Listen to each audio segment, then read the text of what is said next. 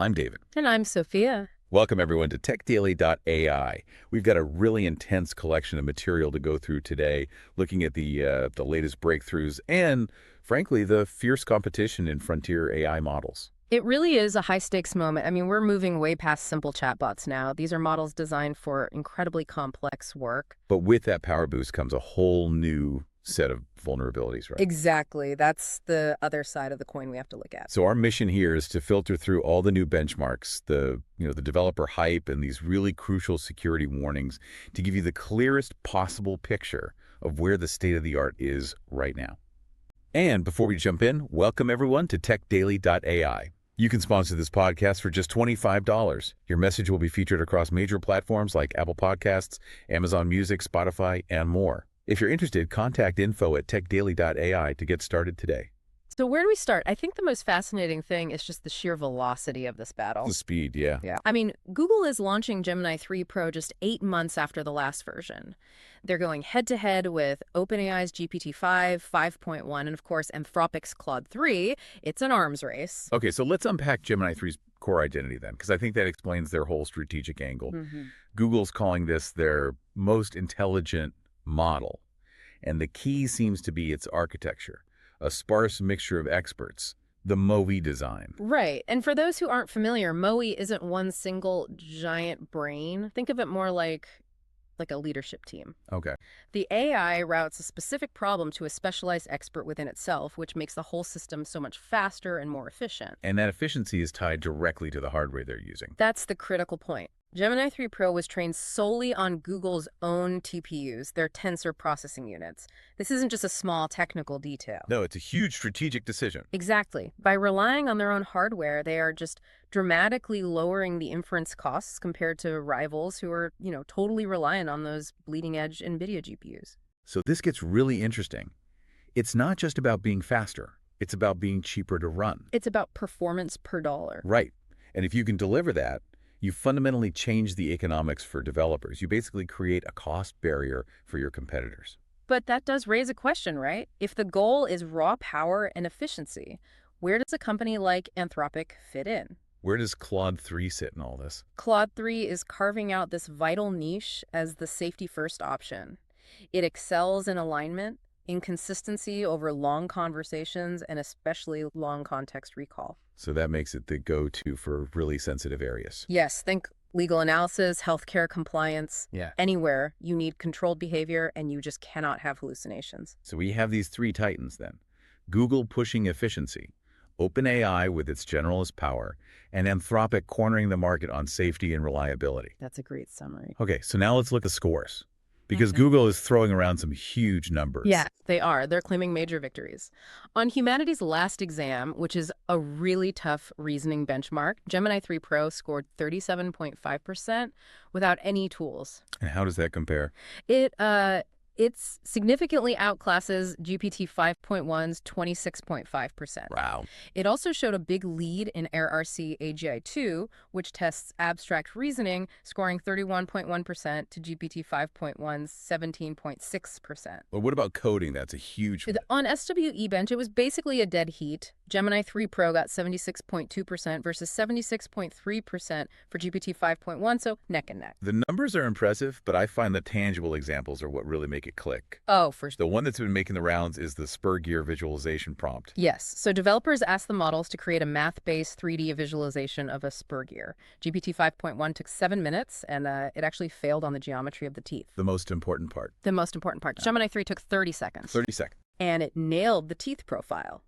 Now, some critics pointed out it lacked a closed body, but its ability to render that complex mathematical shape so quickly, it suggested a huge leap in visual and spatial reasoning. But of course, the developer community pushed back with some necessary skepticism. As they always do. They claim Google's marketing was a little misleading. Right, comparing Gemini 3 Pro against, say, a middle-tier model like Claude Sonnet 4.5 instead of the top-tier Opus, or using older versions of GPT 5.1. That's the reality check. And we are seeing reports of real-world failures that suggest maybe the model is a bit overfitted to benchmarks. What kind of failures? Well, things like the model confidently advising a user to install Python 4.0, which doesn't exist. Or failing a simple financial task, like saying it couldn't estimate monthly stock buybacks from a quarterly report, even when the data was right there in the document. So if you look past the marketing hype, a clearer picture emerges. Yeah, the segmentation becomes obvious. Gemini 3 looks like an incredibly fast front-end and creative powerhouse. GPT-5 is still the king for full-stack programming and pulling in real-time info. And Claude 3 is still your best bet for deep analysis of huge documents, like, summarizing a 500-page PDF without forgetting what was at the beginning. Which brings us to how this is changing the way people actually build things. We're moving into what people are calling agentic coding. Right. This is a huge paradigm shift. The model isn't just a tool writing snippets anymore. It's acting more like an architect. An architect. Yeah, it manages these specialized agents that operate on their own across your code editor, your terminal, your browser. And Google's new developer platform, Anti-Gravity, is built to showcase exactly that. And the numbers back it up. Gemini 3 Pro got a 54.2% score on Terminal Bench 2.0. And that benchmark is specifically testing its ability to use command line tools. It proves it can do multi-step, hands-on work. And that capability leads directly to this idea developers are calling vibe coding.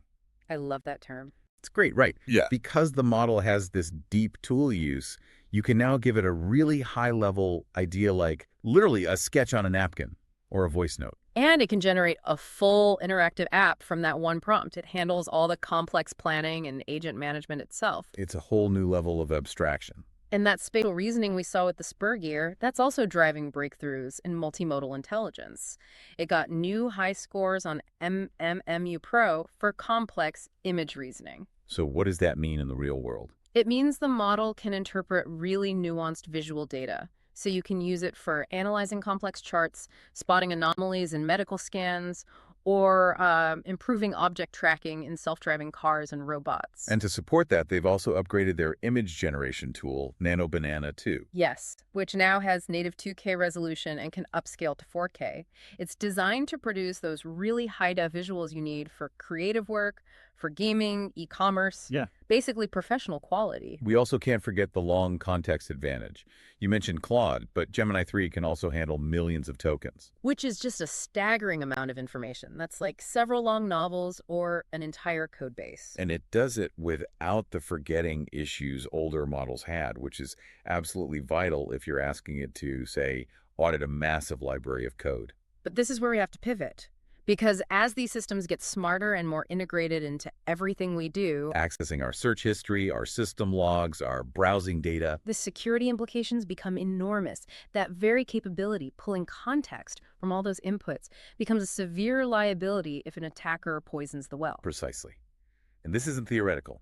Tenable researchers identified 3 critical flaws, which they dubbed the Gemini trifecta. And this really redefined the whole threat model. So the first flaw was in Gemini Cloud Assist. An attacker could plant poisoned log entries, malicious instructions disguised as normal system data. And the AI would just follow them. Exactly. It would execute the payload without the user having any idea what was happening. The second was tied to the Gemini search personalization model.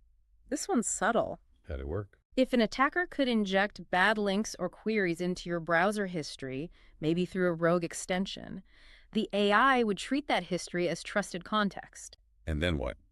The attacker could then prompt the AI to extract sensitive info, like your current location, using the model itself as the tool to steal the data. Wow. And the third one? The Gemini browsing tool. It allowed the AI to be directed to make covert, outbound requests. Meaning it could just send your private data out to an attacker's server. All by following a malicious internal instruction. The core finding here is, honestly, it's chilling. Yeah. Attackers don't need traditional malware or phishing anymore. The AI platform itself becomes the attack vehicle. The flaw was that the system treated all data inputs, logs, browser history, everything as equally trustworthy. So the big security takeaway for you, for any professional working with this, is that you have to view these AI features as an active, ongoing threat surface. You have to be auditing your logs, your search histories, looking for poisoning attempts. You need to be testing these services for prompt injection. Right. And we should be clear, Google has fixed these specific flaws in the trifecta. Yes, but the lesson is the need for ongoing vigilance. This is a new class of vulnerability. Okay, let's just unpack this for a second. The competition is obviously great for capability. It's pushing models like Gemini 3 to be hyper-efficient. enabling things like vibe coding. But the security risks are being completely redefined right alongside them. Indeed. I mean, the core takeaway for you is that while Gemini 3 excels in efficiency and Claude 3 prioritizes safety, the real strategic advantage right now lies with the provider that controls the whole stack. The underlying infrastructure. Yeah, Google's deep integration into Chrome, its ability to use its own TPUs to create a cost advantage, that control is the real leverage point here. We appreciate you tuning in. Welcome, everyone, to TechDaily.ai. You can sponsor this podcast for just $25. Your message will be featured across major platforms like Apple Podcasts, Amazon Music, Spotify, and more. If you're interested, contact info@techdaily.ai to get started today. So what does this all mean, really? Well, the shift to agentic coding is massive. If we can now ask an AI to autonomously manage tasks across our systems, running our terminal, our browser, and we know those systems are vulnerable to poisoned data, what's the next critical security failure going to look like? Especially when a subtle, malicious instruction gets inserted into a model that's designed to be highly reliable and self-managing. Something for you to mull over. Thank you for joining us. We'll catch you next time.